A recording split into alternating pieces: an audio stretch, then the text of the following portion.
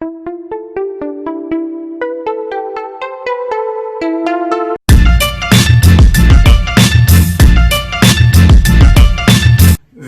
है एक नए लेक्चर इस इलेक्ट्रोमैग्नेटिक इंडक्शन वाले चैप्टर में। अभी तक इस चैप्टर में सीख रहे थे कि अगर कोई कंडक्टिंग रॉड अगर किसी मैग्नेटिक फील्ड वाले रीजन में मूव करे या अलग अलग शेप का अगर लूप अगर किसी मैग्नेटिक फील्ड में हो, उस मैग्नेटिक फील्ड में होने के बाद उससे कुछ फ्लक्स पास कर रहा था, इस मूविंग रॉड से कुछ फ्लक्स लिंक कर रहा था और उससे जो फ्लक्स लिंक कर रहा था अगर वो टाइम के हिसाब से चेंज कर रहा था तो देख रहे थे कि उस लूप में ईएमएफ इंड्यूस हो रहा था, उस रॉड में ईएमएफ इंड्यूस हो रहा था। अलग अलग कंडीशन में सीखे कि किसी रॉड के क्रॉस कितना ईएमएफ इंड्यूस होगा, लूप में कितना ईएमएफ इंड्यूस होगा, कैसे कैलकुलेट करेंगे वो सीखे थे। सिंपल था कि किसी भी कंडीशन में दिया अगर फ्लक्स निकालने आता है तो ईएमएफ निकलेगा। अगर वो एक क्लोज लूप है, अगर ईएमएफ पता है उस लूप के उस क्लोज लूप के रेसिस्टेंस में डिवाइड करेंगे तो करंट निकल रहा था। हाँ, करंट के कारण चार्ज फ्लो कर रहा था। चार्ज फ्लो कितना कर रहा था बहुत आसानी से निकाल रहा था, फ्लक्स में चेंज डिवाइड बाय रेसिस्टेंस। तो अलग अलग कंडीशन में हम लोग सीखे कि फ्लक्स कितना होगा, ईएमएफ कितना होगा, करंट कैसे इंड्यूस होगा, कितना इंड्यूस होगा, उसको कैसे रिलेट करें। फैराडे लॉ एक्सप्लेन कर रहा था कि अगर किसी मूविंग रॉड से अगर किसी लूप से जो फ्लक्स पास कर रहा है, व्हाट इज फ्लक्स, तो फ्लक्स बता रहा था कि कितना मैग्नेटिक लाइंस ऑफ फोर्स उस रॉड या उस लूप से लिंक करेगा, कितना मैग्नेटिक लाइंस ऑफ फोर्स। याद कीजिए हम लोग सीखे हैं कि किसी रीजन में मैग्नेटिक फील्ड है, उस मैग्नेटिक फील्ड को दिखाने के लिए कुछ लाइंस से रिप्रेजेंट करते हैं जिसको मैग्नेटिक लाइंस बोलते हैं। लेकिन ये भी याद कीजिए ये इमेजिनरी लाइन एग्जिस्ट ही नहीं करता था। हां, किसी रीजन में मैग्नेटिक फील्ड है, उसको अगर रिप्रेजेंट करना है उस मैग्नेटिक फील्ड को तो लाइन खींच के दिखाते थे, that line is magnetic lines. Imaginary था और अगर ये था ही नहीं तो फ्लक्स कहां से आएगा। फ्लक्स बता रहा था कि कितना लाइन पास करेगा, लेकिन लाइंस होता ही नहीं तो पास कहां से करेगा। और अगर फ्लक्स था ही नहीं तो चेंज करने का बात कहां से उठता है, ईएमएफ इंड्यूस करने का बात कहां से उठता है। पढ़े हैं कि फ्लक्स पास कर जो कर रहा था अगर वो चेंज करेगा तो ईएमएफ इंड्यूस करेगा। लेकिन ये भी पढ़े हैं कि फ्लक्स पे होता ही नहीं, क्योंकि ना लाइंस होता है ना फ्लक्स होता है। जब लाइंस ही नहीं तो फ्लक्स कहां से होगा। फैराडे एक्सप्लेन कर रहा था कि अगर किसी रॉड से किसी लूप से जो फ्लक्स पास कर रहा है अगर वो चेंज करे तो ईएमएफ इंड्यूस होगा। फ्लक्स होता ही नहीं, पास ही नहीं करेगा तो चेंज कहां से करेगा। तो फिर ईएमएफ इंड्यूस का बात कहां से आ गया। तो एक्चुअली अभी तक जितना भी बात हम लोग सीखे थे वो थ्योरेटिकली सीखे थे। एक imaginary physical quantity magnetic flux define किए थे, जैसे इलेक्ट्रिक फील्ड में इलेक्ट्रिक फ्लक्स डिफाइन किए थे, मैग्नेटिक फील्ड में मैग्नेटिक फ्लक्स डिफाइन किए थे, जो बता रहा था कि कितना लाइंस पास करेगा, लेकिन लाइंस होता ही नहीं। हाँ, कुछ कैलकुलेशन आसान करने के लिए एक imaginary physical quantity magnetic flux से डिफाइन किए थे, जिसके हेल्प से रिलेट करना आसान है कि रॉड में ईएमएफ, उस लूप में ईएमएफ कितना इंड्यूस होगा। लेकिन क्वेश्चन था कि ये तो थ्योरेटिकली हाइपोथेटिकली हम लोग एक्सप्लेन किए, हाइपोथेटिकली एक इमेजिनरी फिजिकल क्वांटिटी के टर्म में एक्सप्लेन किए। क्वेश्चन उठता है कि आखिर एक्चुअल रीजन क्या है। पढ़े हैं कि फ्लक्स चेंज करेगा तो ईएमएफ इंड्यूस करेगा, लेकिन फ्लक्स होता ही नहीं तो चेंज कहां से करेगा। तो फिर क्वेश्चन ये उठता है कि ईएमएफ कहां से इंड्यूस हो। तो अभी तक हम लोग थ्योरेटिकली कुछ रटा रटाया बात एक इमेजिनरी फिजिकल क्वांटिटी के टर्म में सोच रहे थे कि फ्लक्स चेंज करेगा तो ईएमएफ इंड्यूस होगा। अब एक्चुअली कुछ रीजन के साथ सीखेंगे कि आखिर ऐसा होता है तो होता क्यों। अभी एक हाइपोथेटिकल कैलकुलेशन से सीख रहे थे, अब एक्चुअल कैलकुलेशन सीखेंगे कि आखिर ईएमएफ क्यों इंड्यूस होता है, क्या रीजन है, कब तक इंड्यूस होगा, कितना ईएमएफ इंड्यूस होगा, कैसे उसको प्रैक्टिकली सोचेंगे। ये तो थ्योरेटिकली था कि फ्लक्स पास कर चेंज कर, जो फ्लक्स पास कर रहा है अगर वो चेंज करे तो ईएमएफ इंड्यूस करेगा, फ्लक्स होता ही नहीं तो ईएमएफ कहां से इंड्यूस करेगा। तो एक्चुअली हम लोग अब सीखने का कोशिश करेंगे कि वो जो रॉड था, वो जो लूप था जिसमें ईएमएफ इंड्यूस होने का बात था, उसका रीजन क्या है। तो एक एक करके बात करेंगे, जहां पर सबसे पहले हम लोग बात करेंगे कि किसी रॉड जो मैग्नेटिक फील्ड में मूव कर रहा था, उसके अंदर जो ईएमएफ इंड्यूस हो रहा था, क्यों इंड्यूस हो रहा था, उस रॉड के मोशन के कारण क्यों ईएमएफ इंड्यूस हो रहा था, उसके बारे में। विच इज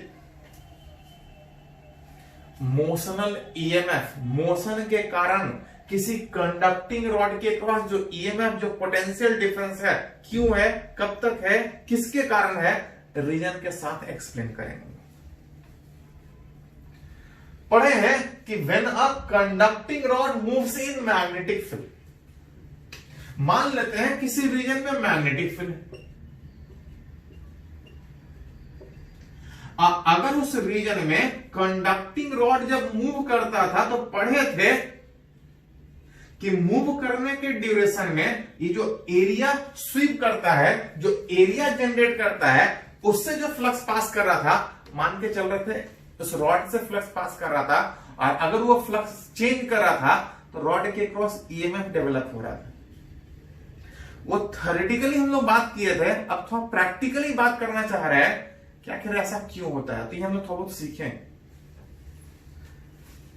कि conducting rod consist of large number of free electron, और इलेक्ट्रॉन मूव करता है, पॉजिटिव चार्ज मूव नहीं करता। लेकिन हम लोग इलेक्ट्रॉन लेफ्ट से अगर राइट जाता हुआ सोचते हैं तो उसको समझने के लिए उल्टा ये भी समझते हैं कि अगर इलेक्ट्रॉन लेफ्ट से राइट जा रहा है तो हम उसको प्रैक्टिकली सोचते हैं कि पॉजिटिव चार्ज राइट से लेफ्ट जा रहा होगा, ठीक उल्टा। मन करे तो इलेक्ट्रॉन के टर्म में सोच सकते हैं या पॉजिटिव चार्ज के टर्म में सोच सकते हैं। चलिए अगर सिंपली एक पॉजिटिव चार्ज को अगर सोचा जाए तो पढ़े हैं कि कंडक्टर जब एक जगह से दूसरी जगह मूव करेगा तो इसके अंदर जो पॉजिटिव या निगेटिव चार्ज है, उस मैग्नेटिक फील्ड में मूव करने के कारण उसके ऊपर एक फोर्स लगेगा। कौन सा फोर्स? Magnetic force. कितना? तो क्यू भी क्रॉस बी। भी क्रॉस बी का मतलब कि अगर वेलोसिटी उस रॉड का इस डायरेक्शन में है, मैग्नेटिक फील्ड अंदर, तो भी क्रॉस बी ऊपर जाएगा। भी क्रॉस बी ऊपर जाने का मतलब इस पॉजिटिव चार्ज पे जो मैग्नेटिक फोर्स होगा वो ऊपर की ओर होगा। हाँ, अगर नेगेटिव चार्ज पे सोचते हैं तो ये फोर्स ऊपर के बजाय ठीक नीचे होता।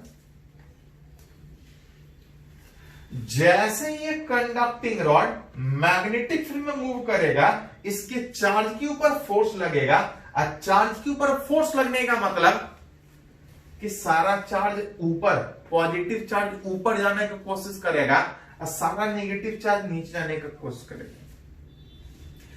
अगर वो कंडक्टिंग रॉड है तो चार्ज फ्री होता है, आसानी से सारा पॉजिटिव चार्ज ऊपर जाने का कोशिश करेगा और सारा नेगेटिव चार्ज नीचे जाने का कोशिश करेगा।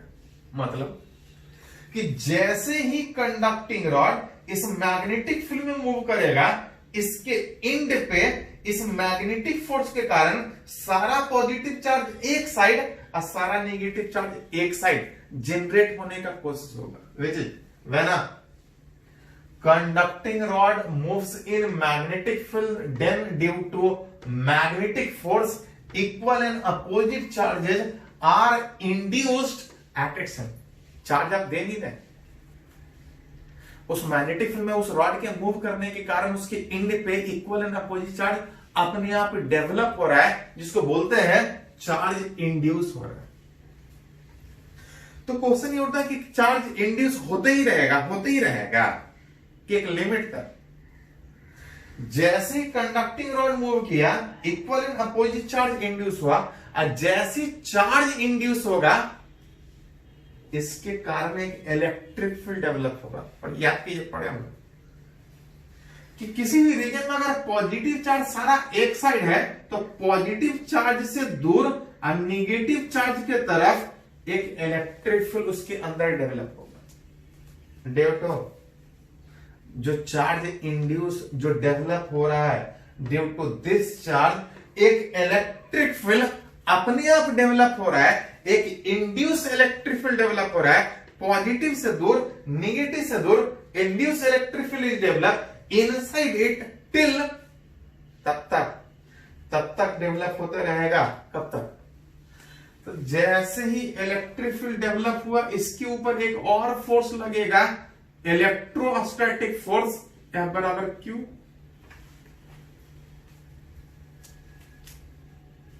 जब रॉड मूव किया तो सारा पॉजिटिव चार्ज एक साथ, सारा नेगेटिव चार्ज एक साथ, मैग्नेटिक फोर्स के कारण। लेकिन जैसे ही सारा पॉजिटिव और सारा नेगेटिव एक साइड डेवलप होना स्टार्ट हुआ, उसके अंदर एक इलेक्ट्रिक फोर्स, एक इलेक्ट्रिक फील्ड डेवलप हुआ, एक इलेक्ट्रिक फोर्स लगना स्टार्ट हुआ जिसके ठीक अपोजिट में लग रहा है। ये सारा चीज तब तक चलेगा जब तक अंदर में उस कंडक्टर के अंदर हर एक पॉइंट पे, हर चार्ज पे नेट फोर्स जीरो नहीं होगा।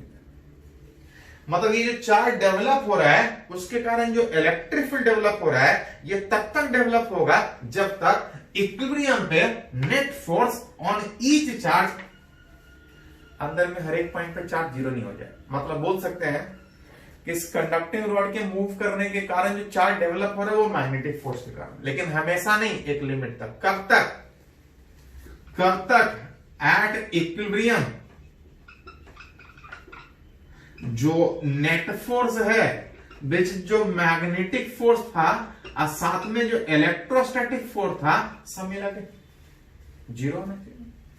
जहां पे पढ़े हैं कि मैग्नेटिक फोर्स होता है Q into E cross B, अब प्लस इलेक्ट्रोस्टैटिक फोर्स होता है QE। जहां से Q को हटा दीजिएगा तो इस E को लिख सकते हैं QV क्रॉस B। इसको हटा के लिखिएगा तो V क्रॉस B बराबर माइनस E का, जिसको अरेंज करके लिखिएगा तो E बराबर विच B क्रॉस B। उस कंडक्टर के मूव करने के कारण जो मैग्नेटिक फोर्स लग रहा था उसके कारण चार्ज डिपॉजिट हुआ, लेकिन हमेशा नहीं, एक लिमिट तक। कब तक? तब तक जब तक नेट फोर्स जीरो नहीं हो जाए। ये कब होगा? जब इंड्यूस जो इलेक्ट्रिक फील्ड है वो B क्रॉस B के बराबर हो। ये इलेक्ट्रिक फील्ड है, इंड्यूस्ड इलेक्ट्रिक फील्ड जो उस रॉड के अंदर डेवलप। हाँ, इसी चीज को इससे पहले भी पढ़ रहे थे, लेकिन थ्योरेटिकली फ्लक्स के टर्म में, एक हाइपोथेटिकल कैलकुलेशन के टर्म में पढ़ रहे थे। अब यहां रीजन के साथ पढ़ रहे हैं कि आखिर क्यों ऐसा हो रहा है। ये तो इलेक्ट्रिक फील्ड हुआ। कभी कभी पूछा जाता है कि ईएमएफ कितना इंड्यूस होगा, इंड्यूस्ड ईएमएफ। ये इलेक्ट्रिक फील्ड था, एक होता है ईएमएफ जो वोल्टेज बताता है, पोटेंशियल डिफरेंस बताता है। तो कभी पूछा जाता है, या हम लोग पढ़े भी थे पहले पोटेंशियल डिफरेंस के टर्म में, कि पोटेंशियल डिफरेंस ईएमएफ कितना डेवलप होगा। याद कीजिए, ईएमएफ का डिफिनीशन होता है, इलेक्ट्रोस्टैटिक में सीखे थे, EMF that is potential difference, जिसका डिफिनीशन था वर्क डन पर मीटर। वर्क डन को लिखिएगा तो फोर्स का डॉट प्रोडक्ट डिस्प्लेसमेंट के साथ, फोर्स को चार्ज के टर्म में लिखिएगा,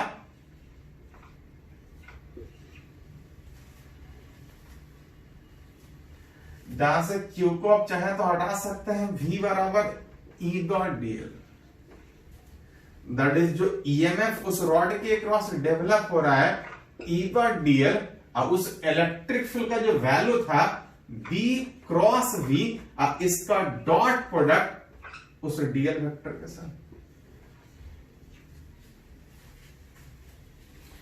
मतलब बोल सकते हैं कि अगर कोई कंडक्टिंग रॉड जिसका कुछ लेंथ होगा, अगर कोई कंडक्टिंग रॉड किसी मैग्नेटिक फील्ड में कुछ वेलोसिटी से मूव करे, उस रॉड के एंड के क्रॉस एक ईएमएफ डेवलप होगा, एक पोटेंशियल डिफरेंस डेवलप होगा। कितना ईएमएफ? कितना इलेक्ट्रिक फील्ड डेवलप होगा आप चाहे तो रिलेट कर सकते हैं। ये फॉर्मूला किसी भी कंडीशन में लगा सकते हैं कि मैग्नेटिक फील्ड चाहे जैसा हो, कांस्टेंट हो, वेरिएबल हो, वेलोसिटी चाहे जैसा हो उस रॉड का, जिस भी डायरेक्शन में हो, लेंथ कंडक्टर सीधा के बजाय किसी भी शेप में हो, आप चाहे तो इस फॉर्मूला से निकाल सकते हैं कि किसी कंडक्टिंग रॉड के मैग्नेटिक फील्ड में मूव करने के कारण उसके एंड के क्रॉस कितना ईएमएफ डेवलप हो। जनरली हम लोग को इतना जरूरत नहीं पड़ता, ये क्या है कि फील्ड कैसा भी हो, रॉड चाहे किसी भी डायरेक्शन में मूव करे, रॉड चाहे किसी भी शेप का हो, उसके एंड के क्रॉस ईएमएफ कितना डेवलप होगा आप इस फॉर्मूला से निकाल सकते। ये फॉर्मूला किसी भी कंडीशन में वैलिड है उस कंडक्टिंग रॉड के मैग्नेटिक फील्ड में मूव करने के बाद, लेकिन क्वेश्चन में जनरली हमको इतना जरूरत पड़ने के बजाय हमको थोड़ा एक सिंपल फॉर्मूले में जरूरत पड़ता है। For any shape of conducting rod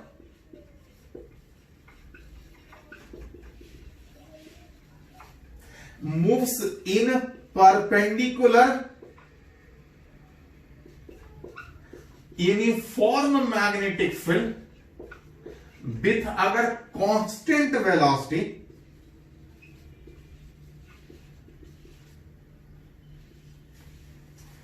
ध्यान दीजिए थोड़ा सा बात की है कि रॉड चाहे किसी भी शेप का हो, किसी भी तरह के मैग्नेटिक फील्ड में मूव करे, उस रॉड की एंड के क्रॉस ईएमएफ कितना डेवलप होगा आप चाहे तो यहां से निकाल सकते। लेकिन हम लोग को जो एग्जाम में पूछता है, जो पढ़ना है या जो अभी तक पूछा गया है, वो इतना लेंथी नहीं होता है कि फील्ड कैसा भी वेरिएबल हो, वेलोसिटी कैसा भी हो, लेंथ शेप कैसा भी हो, हम लोग को जरूरत नहीं पड़ता। हाँ, जनरली जो हम लोग को जरूरत पड़ता है कि रॉड कंडक्टिंग किसी भी शेप का हो, लेकिन जो जनरली फील्ड होता है, जो हम लोग को पूछता है, जो पढ़ना है, परपेंडिकुलर मैग्नेटिक फील्ड में, किसी परपेंडिकुलर मैग्नेटिक फील्ड में कंडक्टर चाहे जिस शेप का हो, कंडक्टर चाहे जिस शेप का हो,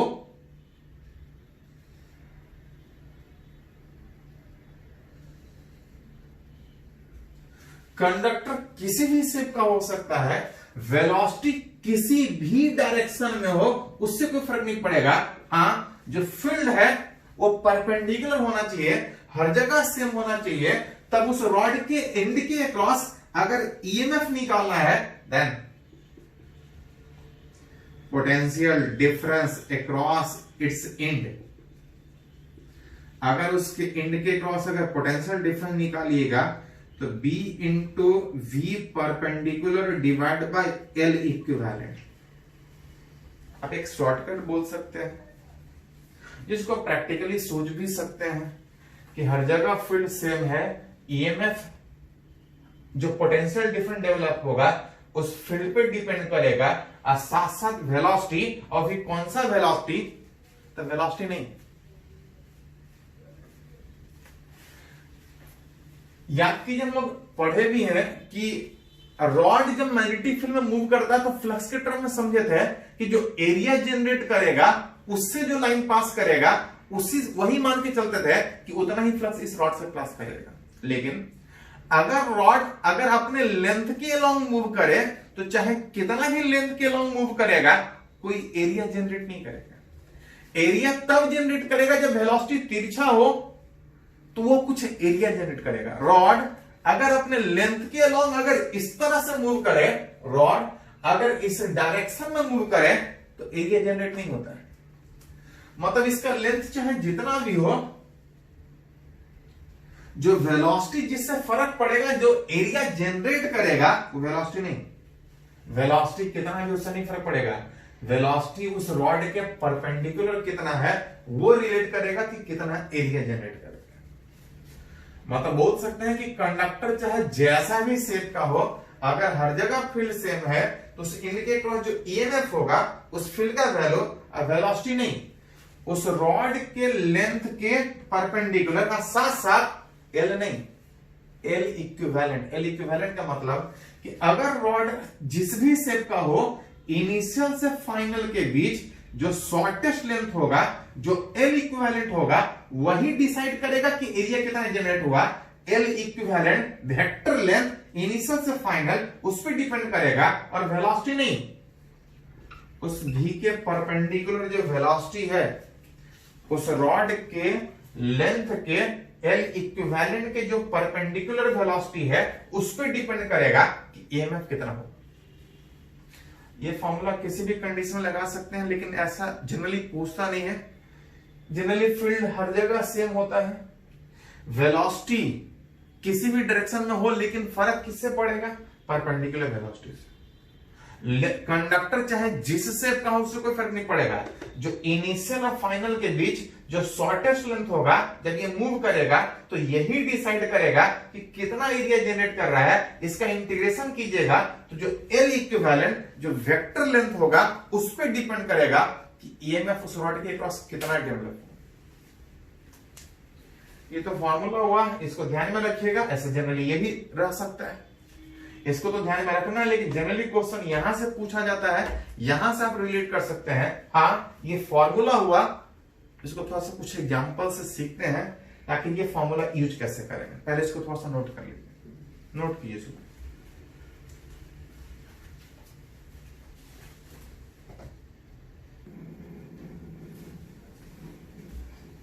तो अभी एक फॉर्मूला का बात की कि कोई भी कंडक्टिंग रॉड चाहे जिस भी शेप का हो, अगर किसी मैग्नेटिक फील्ड में अगर ट्रांसलेट करे तो उसके एंड के क्रॉस ईएमएफ जनरेट होगा कितना। आप चाहे तो रिलेट कर सकते। कैसे रिलेट होगा? कुछ न्यूमेरिकली बात करें। जैसे यहां पे देखिए एग्जांपल कंसीडर कर रहा है, बोल रहा है किसी रीजन में परपेंडिकुलर मैग्नेटिक फील्ड, कुछ होगा अंदर बाहर कहीं, किसी रीजन में परपेंडिकुलर मैग्नेटिक फील्ड, ये पूरा का पूरा एक कंडक्टिंग सर्कुलर लूप अगर कांस्टेंट वेलोसिटी से अगर एक जगह से दूसरी जगह मूव कर रहा है, ट्रांसलेट कर रहा है,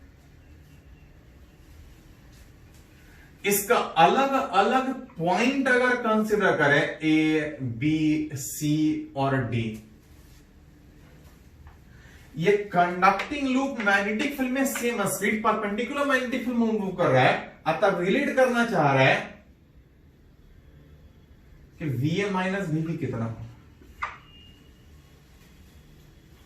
VA माइनस VB का मतलब कि जब ये कंडक्टिंग रॉड मूव करेगा, डिफरेंट एंड के क्रॉस जो चार्ज डेवलप होगा उसके कारण कुछ पोटेंशियल डिफरेंस डेवलप होगा। पोटेंशियल डिफरेंस कितना डेवलप होगा रिलेट करना चाह रहा है इस ए और बी के पॉइंट के बीच। अगर उस ए और बी के बीच इस रॉड के, इस कंडक्टिंग रॉड के बीच अगर पोटेंशियल डिफरेंस निकालने का बात करें तो ए और बी के बीच आप चाहे इधर से सोचिए चाहे इधर से सोचिए, मन करे तो इधर से सोच सकते हैं, मन करे तो इधर से सोच सकते हैं, मन करे तो दोनों मिला के सोच सकते हैं। पूरा का पूरा कंडक्टिंग लूप मूव कर रहा था, ये रॉड भी मूव कर रहा है, परपेंडिकुलर मैग्नेटिक फील्ड में मूव कर रहा है, रिलेट करना चाह रहा है इसके इंड के क्रॉस ईएमएफ कितना डेवलप। ईएमएफ बात किए थे कि हर जगह फील्ड सेम है, अगर कांस्टेंट वेलोसिटी से मूव कर रहा है तो हमको ईएमएफ निकालने में था बी भी perpendicular L equivalent. Original formula कुछ और था लेकिन वो सारे जगह वैलिड नहीं था।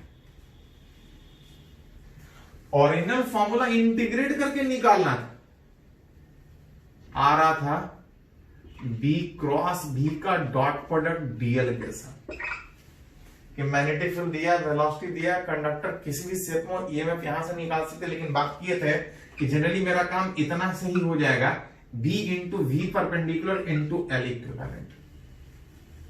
कब? ये सब जगह नहीं लगेगा, ये तब लगेगा जब हर जगह फील्ड सेम हो, कंडक्टर चाहे जिस भी शेप का हो, वेलोसिटी नहीं परपेंडिकुलर वेलोसिटी से फर्क पड़ेगा, ईएमएफ निकाल सकते। इधर से सोचिए चाहे इधर से सोचिए, उस साइड से जो ईएमएफ जनरेट होने का बात है वो एल इक्विवेलेंट। अगर इसका रेडियस अगर आर था, अगर इसका रेडियस अगर आर था तो ये एल इक्विवेलेंट का काम करेगा। ये जो एल इक्विवेलेंट होगा हियर, आप अलग से लिख लीजिए एल इक्विवेलेंट कितना। तो अगर ये रेडियस था, अगर ये रेडियस कुछ होगा, रेडियस कुछ होगा, तो इनिशियल और फाइनल के बीच जो शॉर्टेस्ट लेंथ वो L equivalent that is equal to कितना एल इक्विवेलेंट, तो दोनों के बीच का डिस्टेंस। कंडक्टर का वेलोसिटी इधर उधर क्या है उससे नहीं फर्क पड़ेगा, जो फर्क पड़ रहा था वेलोसिटी से नहीं फर्क पड़ रहा था, जो वेलोसिटी फर्क पड़ रहा था वो भी परपेंडिकुलर। कंडक्टर इस शेप का, लेकिन एल इक्विवेलेंट इधर, कंडक्टर इधर मूव कर रहा है, इधर उधर कितना मूव कर रहा है उससे नहीं फर्क पड़ेगा, फर्क पड़ेगा इस भी परपेंडिकुलर से, जिसमें अगर ये आर अगर परपेंडिकुलर ड्रॉ करेंगे, ये सर्किल के सेंटर से पास करेगा, 45 डिग्री होगा। इस वेलोसिटी का कंपोनेंट भी परपेंडिकुलर का बात कीजिएगा, v cos 45 degree, v cos 45 degree. अब v cos 45 डिग्री का मतलब इधर से भी सोचते तब भी एल इक्विवेलेंट वही आता है। इसके क्रॉस पोटेंशियल डिफरेंस, इसके क्रॉस पोटेंशियल डिफरेंस दोनों मिला के सोचिएगा तो पैरेलल में वोल्टेज चेंज नहीं करता। मतलब इस ए और बी के बीच पोटेंशियल डिफरेंस निकालना है, हेंस ए और बी के बीच पोटेंशियल डिफरेंस निकालना है, तो बी भी परपेंडिकुलर एल इक्विवेलेंट में लिख सकते हैं। बी परपेंडिकुलर आ जाएगा v/√2, एल इक्विवेलेंट आ जाएगा √2। √2 कैंसिल आउट होने में जो ईएमएफ आ रहा था वो कितना ईएमएफ आ रहा था, हाँ, उस ईएमएफ में अगर पोटेंशियल डिफरेंस का बात करें तो कोई एक हाइयर और कोई एक लोअर, ए वाला हाइयर कि बी वाला हाइयर, तो पढ़े हैं कि जो पोटेंशियल डिफरेंस आ रहा था चार्ज एक्टिव होने के कारण, और पॉजिटिव चार्ज पे जिधर फोर्स लगेगा उधर ही जाएगा। पॉजिटिव चार्ज पे फोर्स किधर लगेगा, चार्ज पे फोर्स था Q into V cross B, जो डायरेक्शन V क्रॉस B का वही फोर्स का डायरेक्शन। वेलोसिटी आगे, अब मैग्नेटिक फील्ड अंदर, V क्रॉस B, फोर्स ऊपर, मतलब सारा पॉजिटिव चार्ज ऊपर जाएगा और सारा नेगेटिव चार्ज नीचे आएगा। मतलब जो पोटेंशियल डिफरेंस लिखने का बात कर रहा है, इसको लिखिएगा तो VV माइनस VV। हाँ, अगर आपसे VA माइनस VB पूछा गया है तो माइनस एक्स्ट्रा में आपको देना पड़ेगा। जैसा जरूरत पड़े पोटेंशियल डिफरेंस उसके एंड के क्रॉस आप निकाल सकते हैं। जैसे एक और केस में अगर इसी में बात करें, पोटेंशियल डिफरेंस निकालना चाह रहे हैं, VB minus VD, VB minus VD, इस दो पॉइंट, इस और इस पॉइंट के बीच पोटेंशियल डिफरेंस निकालना चाहते हैं। जिस दो पॉइंट के बीच सोच रहे हैं, आप ऊपर से सोचिए चाहे नीचे से सोचिए, पूरा का पूरा कंडक्टिंग रॉड आगे मूव कर रहा था, तब कंडक्टर किसी शेप का हो उससे कोई फर्क नहीं पड़ेगा। हमको फर्क पड़ रहा था एल इक्विवेलेंट से, हमको जो फर्क पड़ रहा था वो भी परपेंडिकुलर से, जिसमें अगर ये डी वाला पॉइंट, अगर ये बी वाला पॉइंट, तो इनिशियल और फाइनल के बीच जब एल इक्विवेलेंट का बात कीजिएगा तो एल इक्विवेलेंट 2 आएगा। ये डायमीटर, कंडक्टर किस शेप का है उससे कोई फर्क नहीं पड़ेगा। एल इक्विवेलेंट इनिशियल और फाइनल के बीच मेरे को वेक्टर लेंथ चाहिए। वेलोसिटी इधर उधर क्या है नहीं, उस कंडक्टिंग रॉड के परपेंडिकुलर भी परपेंडिकुलर कितना है। अगर पूरा का पूरा कंडक्टिंग लूप आगे जा रहा है, एल इक्विवेलेंट उसी डायरेक्शन में है, सारा वेलोसिटी उधर है, जब उसका परपेंडिकुलर कंपोनेंट निकालिएगा, जिधर एल इक्विवेलेंट है वेलोसिटी उधर ही है, तो भी परपेंडिकुलर बात कीजिएगा तो 0 आएगा। अब भी परपेंडिकुलर 0 होने का मतलब भी परपेंडिकुलर एल इक्विवेलेंट में अगर एक भी वेक्टर 0 हो गया तो EMF 0 का मतलब दोनों के बीच कोई पोटेंशियल डिफरेंस नहीं। दोनों के बीच कोई पोटेंशियल डिफरेंस नहीं का मतलब VB अब बराबर कितना, दोनों का पोटेंशियल सेम होगा उस कंडक्टिंग रॉड के मोशन के लिए। अगर इसी में एक और कंडीशन में बात किया जाए कि अगर आपसे पूछा जाए VA minus VC, conductor move कर रहा है, इसके इंड के क्रॉस पोटेंशियल डिफरेंस रिलेट करना चाह रहे हैं इस ए और सी के बीच कितना पोटेंशियल डिफरेंस। मन करे तो इधर से सोचिए, मन करे तो इधर से सोचिए, या दोनों मिला के भी सोचिएगा तब भी एल इक्विवेलेंट यही वाला आएगा। यहां पर रिलेट कीजिएगा तो यहां भी एल इक्विवेलेंट उधर ही आया। पढ़े हैं कि इधर उधर क्या वेलोसिटी से कोई फर्क नहीं पड़ेगा, पूरा का पूरा कंडक्टर इधर जा रहा था, इस एल इक्विवेलेंट के जो परपेंडिकुलर वेलोसिटी है, सारा का सारा वेलोसिटी परपेंडिकुलर ही। तब आपसे पूछा जाए इसके इंड के क्रॉस ईएमएफ में डी इंटू 2, जिसमें कोई एक हाइयर और कोई एक लोअर। कौन सा हाइयर कौन सा लोअर, तो देख रहे थे फोर्स का डायरेक्शन देखकर रिलेट करते थे। चार्ज पे जिधर फोर्स लगेगा उधर ही जाएगा। भी क्रॉस बी, पूरा का पूरा कंडक्टर का वेलोसिटी आगे, अब मैग्नेटिक फील्ड है भी क्रॉस बी ऊपर जाएगा। ऊपर जाने का मतलब सारा पॉजिटिव चार्ज उधर और सारा नेगेटिव चार्ज इधर। मतलब पोटेंशियल डिफरेंस अगर रिलेट कीजिएगा तो इसको लिख सकते हैं VC माइनस VA। हाँ, अगर हमसे VA माइनस VC पूछा गया तो आंसर उतना ही होगा, बस खाली हमको माइनस में लिखना पड़ेगा। तो कंडक्टर चाहे जिस शेप का हो, अगर वो magnetic field perpendicular magnetic field में अगर सेम वेलोसिटी से मूव करे तो उसके डिफरेंट पॉइंट के बीच पोटेंशियल डिफरेंस कितना होगा, आप चाहे तो इस तरह से सोच सकते हैं, जैसा भी शेप का कंडक्टर दे। चलिए इसको नोट करो पहले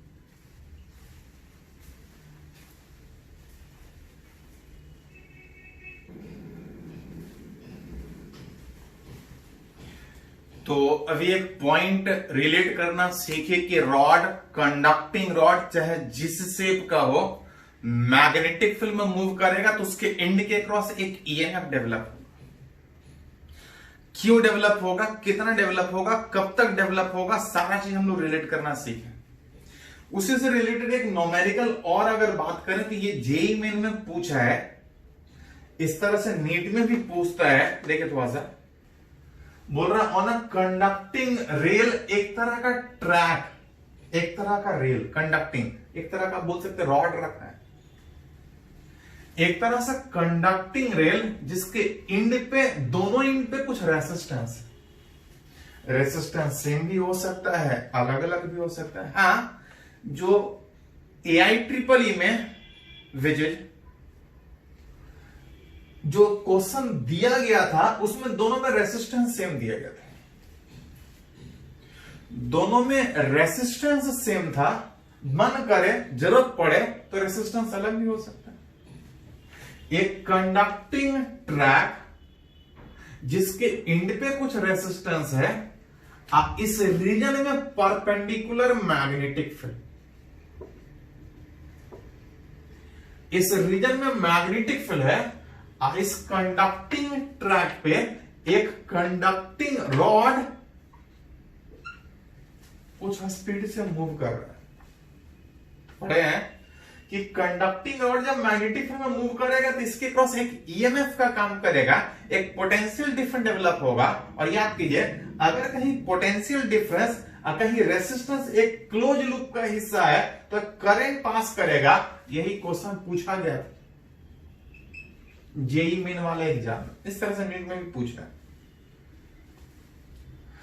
गया था कि करंट का वैल्यू कितना हो, जिसमें इस कंडक्टिंग रॉड का भी कुछ रेसिस्टेंस फाइंड पूछा गया था। I1 I2 करंट इस दोनों सेगमेंट में कितना हो।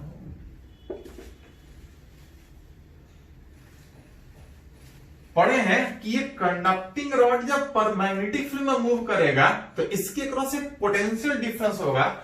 इसके क्रॉस पोटेंशियल डिफरेंस होने का मतलब ये एक बैटरी की तरह से काम करेगा, रेसिस्टेंस होगा। अगर इक्विवेलेंट सर्किट डायग्राम अगर इसका बनाया जाए,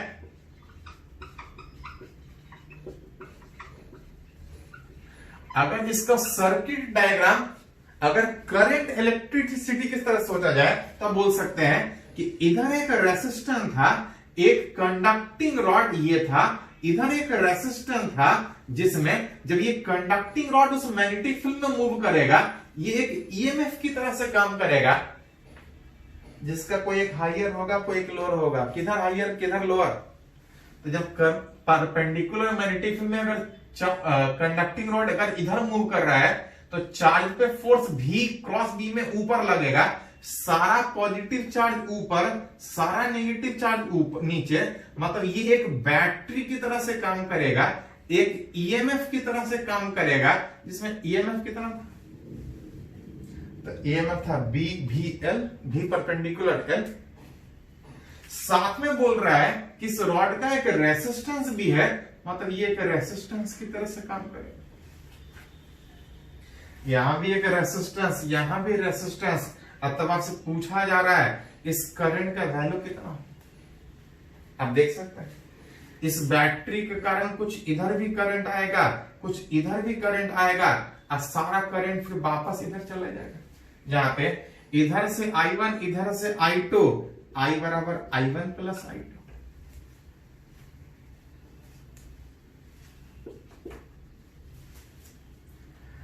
अगर रेसिस्टेंस दोनों अलग अलग होता तो ये वाला रास्ता अलग अलग दिखता।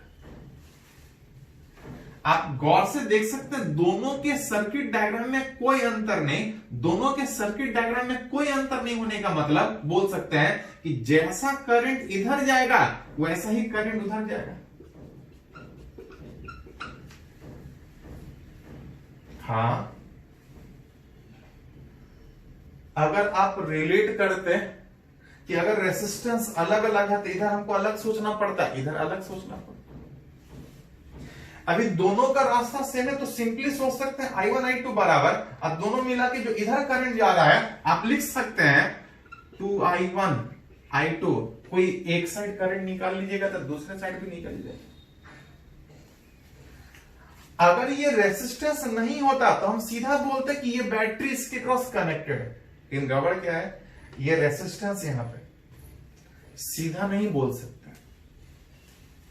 अगर करंट निकालना चाह रहे हैं तो आप बोल सकते हैं कि सर्किट को अगर सोचना चाहे तो एक ईएमएफ था, एक रेसिस्टेंस था, जिसको अगर रेसिस्टेंस का बात करें तो आप रिलेट कर सकते हैं कि इस दोनों रेसिस्टेंस को आप अलग अलग सोचने के बजाय आप दोनों रेसिस्टेंस को एक साथ रिलेट करके इसको इधर लेके आइएगा तो ये R/2 हो जाएगा।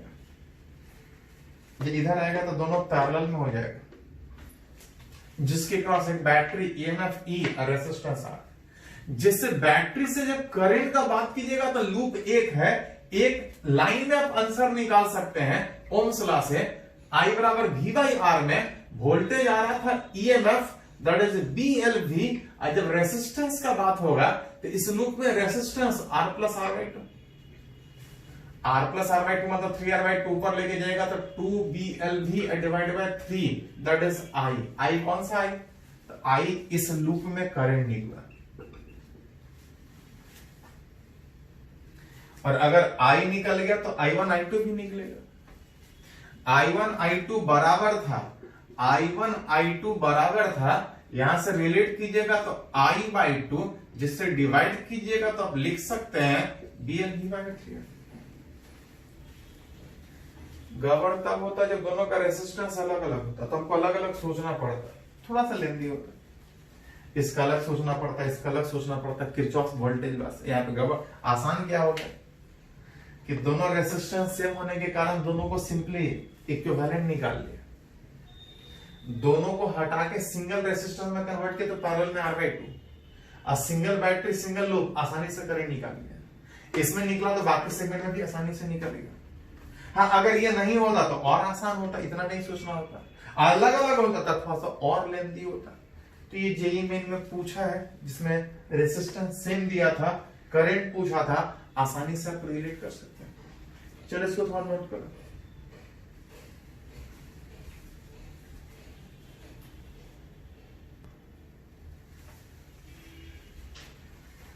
तो हम लोग रिलेट किए कि कोई रॉड चाहे जिस भी शेप का हो, परपेंडिकुलर मैग्नेटिक फील्ड या कोई भी मैग्नेटिक फील्ड में मूव करे, उसके एंड के क्रॉस ईएमएफ कितना डेवलप होगा, रिलेट किया।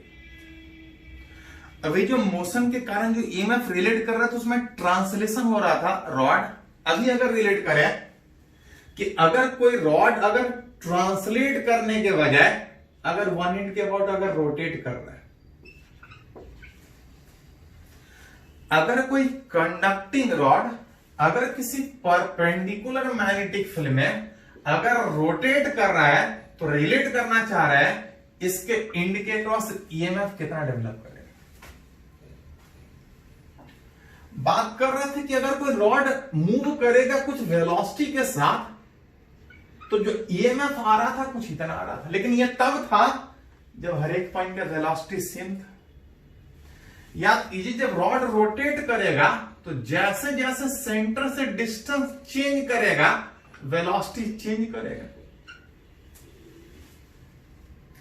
तब अगर इसके टोटल अगर इंड के क्रॉस अगर पोटेंशियल डिफरेंस निकालना है, अलग अलग इंड के क्रॉस अलग अलग अगर स्पीड है तो वही फॉर्मूला आप लगा सकते हैं इंटीग्रेट करके। हर जगह फील्ड अगर सेम हो, वेलोसिटी को अगर लिखना चाहे तो ओमेगा इंटू एक्स, जिसमें एल इक्विवेलेंट में पूरा सोचने के बजाय अगर इसके क्रॉस सोच के टोटल निकालने में इंटीग्रेट करें तो छोटा सा थिकनेस अगर dx ले, x इक्वल टू 1 इन 0 से इस रॉड का कुछ लेंथ होगा x इक्वल टू l तक। हर जगह b same, omega angular speed हमेशा सेम होता है। x से dx का इंटीग्रेशन लिमिट डालेंगे तो आ जाएगा half b omega L square. जो एक बार ऑलरेडी फ्लक्स के टर्म में सोचे थे कि जब रॉड रोटेट करता है फील्ड में कुछ एरिया जनरेट करता है, वो जो एरिया जनरेट करता है उससे जो फ्लक्स पास करता है वही उसके इंड के cross EMF half B omega L square. आप चाहे तो ट्रांसलेशन की तरह से v के टर्म में सोच सकते हैं या फ्लक्स के टर्म में पहले ही सोचे थे। हाँ, जब ये रोटेट करेगा तब कोई एक इंड हाइयर और कोई एक इंड लोअर। कौन सा इंड हाइयर और कौन सा इंड लोअर तो पढ़े थे कि जिधर फोर्स लगेगा उधर पॉजिटिव चार्ज। भी मैग्नेटिक फील्ड अंदर है, भी क्रॉस बी में पॉजिटिव चार्ज पे फोर्स इधर लगने का मतलब ए वाला हाइयर बी वाला लोअर, कितना पोटेंशियल डिफरेंस आप चाहे तो रिलेट कर सकते हैं half B omega L square, जो पहले की फ्लक्स के टर्म में एक बार रिलेट किया।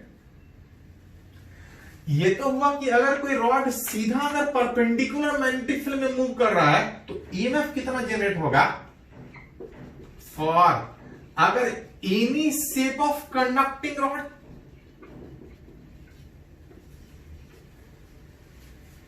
ये तो रॉड सीधा था, अगर शेप कुछ और हो, any shape of conducting rod rotate with constant angular velocity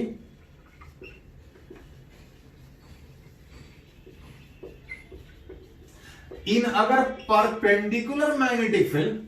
rod अगर किसी और शेप का हो, अगर उस मैग्नेटिक फील्ड में अगर वन इंड के अबाउट अगर रोटेट करे उस परपेंडिकुलर मैग्नेटिक फील्ड में तो कितना ईएमएफ इंड्यूस होगा। तो ध्यान दीजिए, हम लोग सीखे हैं ये रोटेट करेगा तो कुछ एरिया जनरेट करेगा, कुछ फ्लक्स जनरेट करेगा। इस रोटेशन में जो एरिया जनरेट होगा वो इस बात पे डिपेंड करेगा कि इसका शॉर्टेस्ट लेंथ कितना है। विच इज शेप कोई भी हो, इसका एल इक्विवेलेंट जो होगा रोटेट करने में उतना ही एरिया जनरेट करेगा। अतः अगर रिलेट करना हो ईएमएफ इसके क्रॉस तो यही फॉर्मूला यहां भी यूज कर सकते हैं, बस खाली एल के बदले रॉड कोई भी जब मूव करेगा तो पूरा एरिया नहीं, इतना ही वाला सेगमेंट वाला घूमेगा, बीच में कैसा शेप का है उससे कोई फर्क नहीं पड़ेगा। मतलब कंडक्टिंग रॉड कैसा भी शेप का हो, अगर इनिशियल और फाइनल के बीच अगर शॉर्टेस्ट लेंथ पता है, एल इक्विवेलेंट पता है, तो वहां से ईएमएफ निकाल सकते हैं। क्योंकि शेप कोई भी हो, ओमेगा हर जगह सेम होता है, एंगुलर वेलोसिटी सर्कुलर मोशन में पढ़ रहे थे। अगर हर जगह फील्ड सेम है, उस रॉड के रोटेशन में ईएमएफ कितना होगा निकाल सकते हैं। लेकिन एक चीज और ध्यान रखिएगा कि ये जो फॉर्मूला रिलेट की ये सब जगह वैलिड नहीं है, ये तभी वैलिड है जब रॉड वन एंड के अबाउट रोटेट करे और दूसरे एंड के अबाउट पोटेंशियल डिफरेंस रिलेट करना। ये फॉर्मूला सब जगह वैलिड नहीं। जैसे कि एग्जांपल अगर बात करें, जेईई मेन में पूछा था कि इन परपेंडिकुलर मैग्नेटिक फील्ड किसी रीजन में एक कंडक्टिंग रॉड जिसका कुछ लेंथ है, अगर एक स्ट्रिंग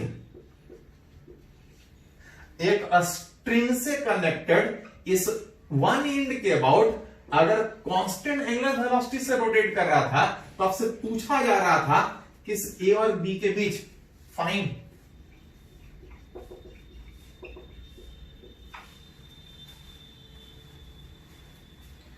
बोल रहे हैं कि रॉड एक स्ट्रिंग से अटैच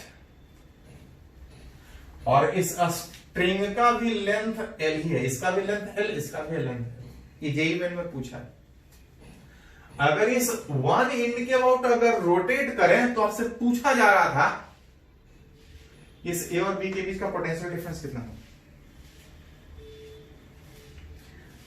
एल लेंथ का रॉड अगर ओमेगा स्पीड से रोटेट करे तो पोटेंशियल डिफरेंस इतना था, लेकिन ये फॉर्मूला तब वैलिड है जब वन एंड के अबाउट रोटेशन है।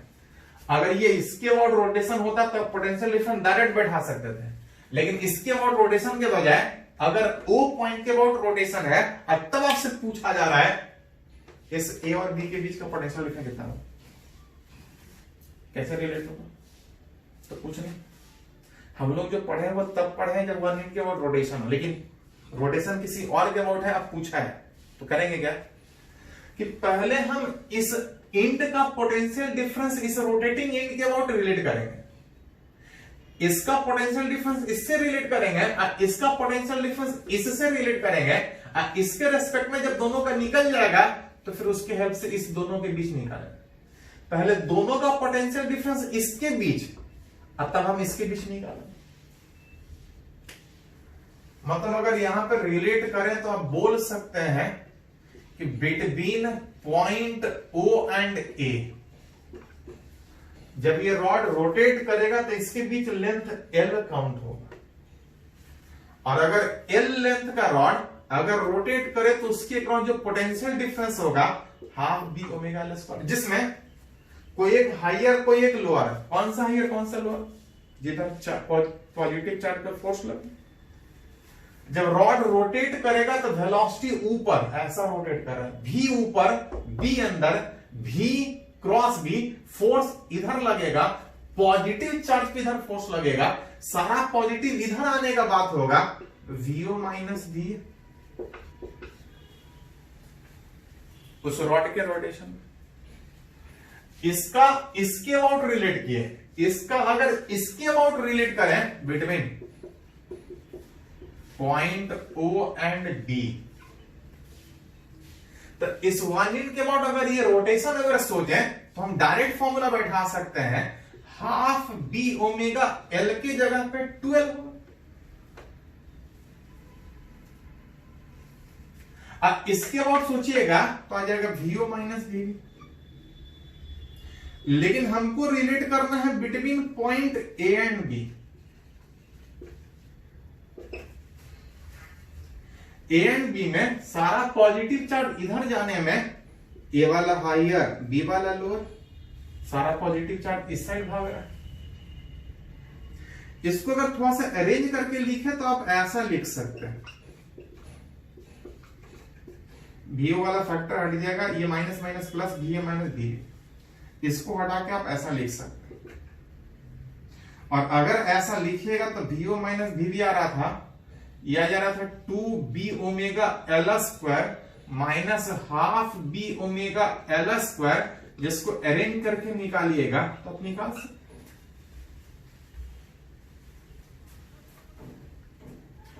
मन करे तो इस तरह से सोच सकते हैं, इसको आप चाहें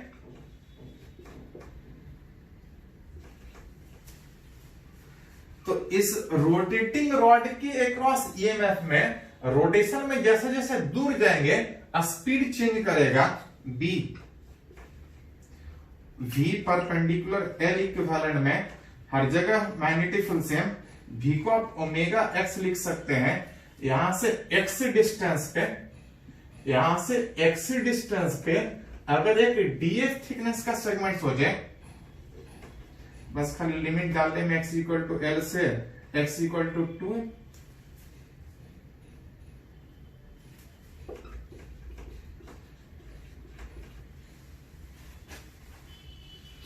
यही वाला प्रोसेस मन करे तो इंटीग्रेट, नहीं तो फॉर्मूला याद है तो डायरेक्ट बैठा सकते हैं, half D omega L square. Rod के रोटेशन में अलग अलग जगह का स्पीड अलग अलग में, एक्स डिस्टेंस पे स्पीड इतना, तो इसके इतना पोटेंशियल डिफरेंस निकल जाएगा। टोटल निकालना है तो इंटीग्रेट करके निकाल दे। चलो इसको नोट कर दे कि एग्जांपल और इस तरह से देखते हैं।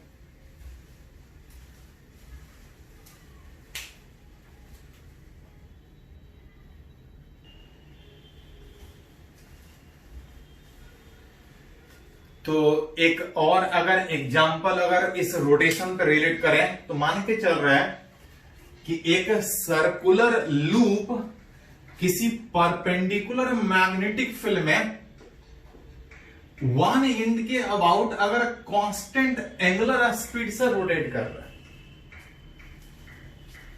इस परपेंडिकुलर मैग्नेटिक फील्ड में वन एंड के अबाउट रोटेट कर रहा है, अतः रिलेट करना चाह रहा है कि इस रोटेशन के कारण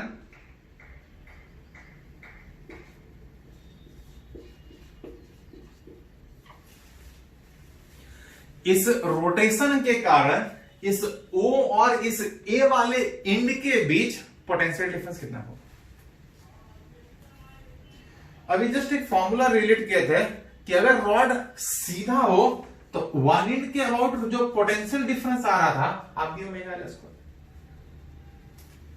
half B omega L square, ये तब वैलिड था जब रॉड सीधा था और साथ साथ रॉड वन एंड के अबाउट रोटेट कर रहा था। अगर रॉड किसी और शेप का था तो एल इक्विवेलेंट, लेकिन किसी और शेप होने में ये एल इक्विवेलेंट चाहिए था, लेकिन ये फॉर्मूला तभी तक वैलिड था जब वन एंड के अबाउट रोटेशन था। अगर वन एंड के अबाउट रोटेशन नहीं था तो करते क्या थे कि जिसके अबाउट रोटेशन है उसके अबाउट उस दोनों पॉइंट को रिलेट करके फिर इस दोनों का सोचते थे। जैसे यहां पे अगर इस केस में अगर देखें कि अगर ये सर्कुलर लूप अगर अपने ही प्लेन में अगर इस वन एंड के अबाउट अगर रोटेट कर रहा है, हमसे पूछा जा रहा है इस O और A के बीच का पोटेंशियल डिफरेंस कितना है। इस O और A के बीच रिलेट करने में अब अगर देखिएगा तब बोल सकते हैं कि O यहां A यहां, चाहे इधर से सोचिए चाहे इधर से सोचिए, जो इक्विवेलेंट आएगा ये वाला आएगा। इसके एंड के क्रॉस जो पोटेंशियल डिफरेंस है किसी भी शेप का हो, half B omega L equivalent square.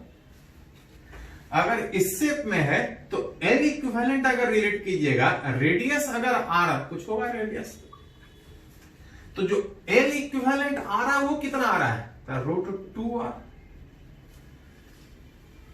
ये इस तरह से रोटेट कर रहा है, जिसमें रिलेट कीजिएगा तो half B omega L equivalent में √2r का होल स्क्वायर, जिसको लिखिएगा आप लिख सकते हैं 2 वाला फैक्टर हट जाएगा। हाँ, कोई एक हायर कोई एक लोअर, कौन सा हायर कौन सा लोअर, तो जिधर पॉजिटिव चार्ज पे फोर्स लगेगा, रोटेशन ऐसा है, वेलोसिटी उधर होगा, मैग्नेटिक फील्ड उधर, फोर्स था Q into V cross B में, V ऊपर, मैग्नेटिक फील्ड अंदर, V क्रॉस B में, फोर्स इधर आएगा। इधर आने का मतलब O वाला हायर और A वाला लोअर। ये जो पोटेंशियल डिफरेंस है विच VO माइनस VA आप रिलेट कर सकते।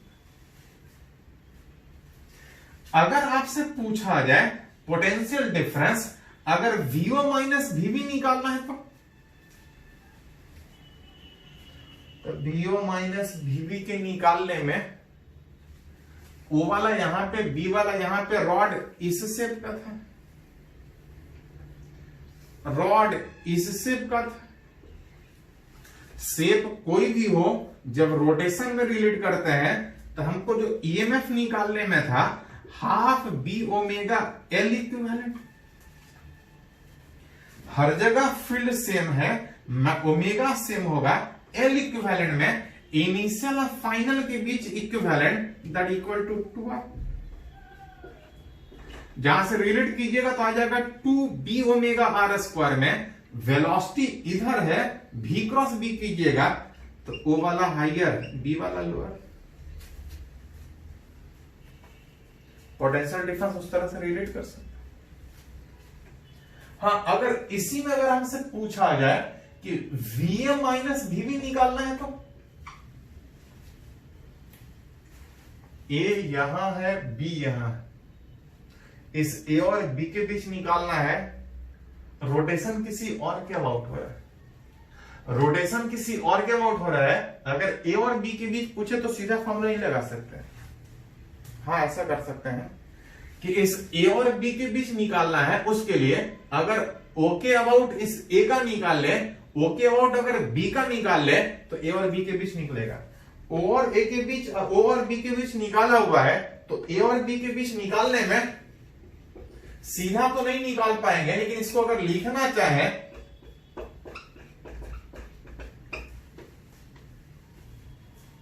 जिसमें VO माइनस VB निकाले थे तो आ रहा था 2b omega R square. VO minus VA निकाले थे तो आ रहा था V omega R square that equal to,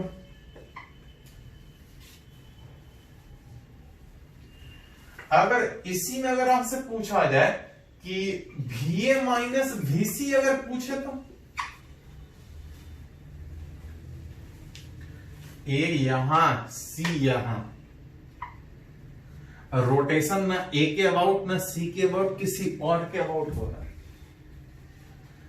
rotation ना A के अबाउट हो रहा है ना C के अबाउट हो रहा है, रोटेशन किसी और के अबाउट हो रहा है, लेकिन पूछ रहा है A और C के बीच। तो ऐसा कहते हैं O के अबाउट A का निकाल लेते हैं, O के अबाउट C का निकाल लेते हैं तो A और C के बीच निकल जाएगा। O और A के अबाउट पता है हमको, A और C के अबाउट निकालने के लिए पहले हमको O और C के बीच निकालना पड़ेगा, between point O and C।